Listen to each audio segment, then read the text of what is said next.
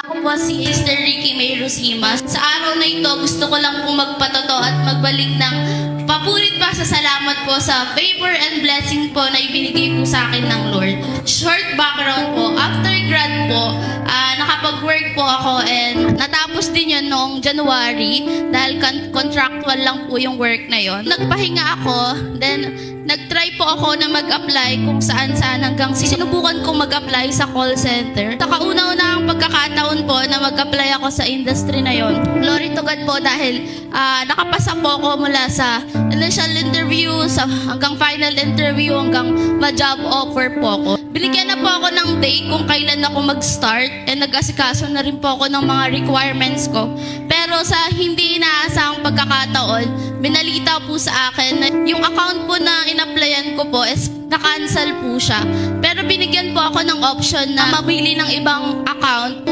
Nag-try po ako, nag-undergo ulit ako sa process na yon. Pero sa second time na yon, hindi na po ako nakapasa. Dahil doon nadismaya po ako at feeling ko po na sayang po yung pagod at oras ko na in-invest ko po sa kumpanyang yon.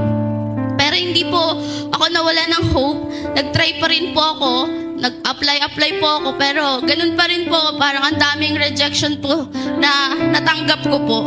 Nakaramdam po ako ng pagod at syempre, panghinaan po ako ng loob. Habang nag-aantay po ako, napapaisip ako, bakit ganun Lord? Parang lahat naman ginagawa ko pero parang walang nag-work sa lahat ng yon. Iniyak ko po yun sa Lord at iniyak ko rin po sa parents ko yun. Sinabi ko sa kanila, ganito yung nararamdaman ko. Then one time po, isa sa mga kasamahan po natin sa church ang nag-recommend sa akin ng job.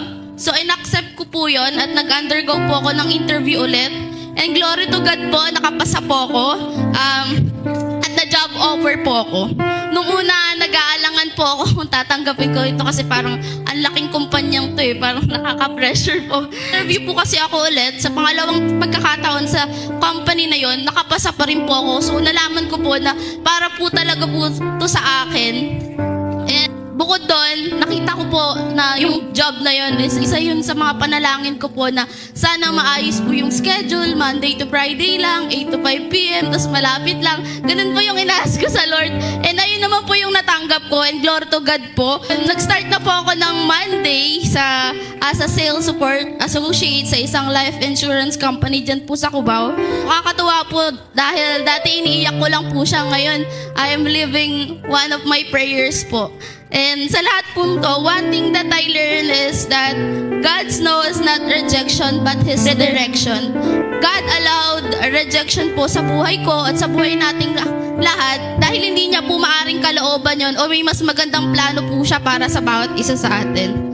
Gayun din sa mga bagay po na idinadalangin natin sa Diyos, tinuturuan niya rin po talaga tayo magantay at magtiwala lamang sa Kanya na kailanman tayong mga anak ng Diyos o tayong mga anak niya po ay hindi kailanman mawawalan o hindi magiging kulelat sa buhay bagkos mananagumpay at pagpapalain ng Diyos. We only need to accept and stand sa Kanyang pangako. Ilamang po, again, to God be the glory.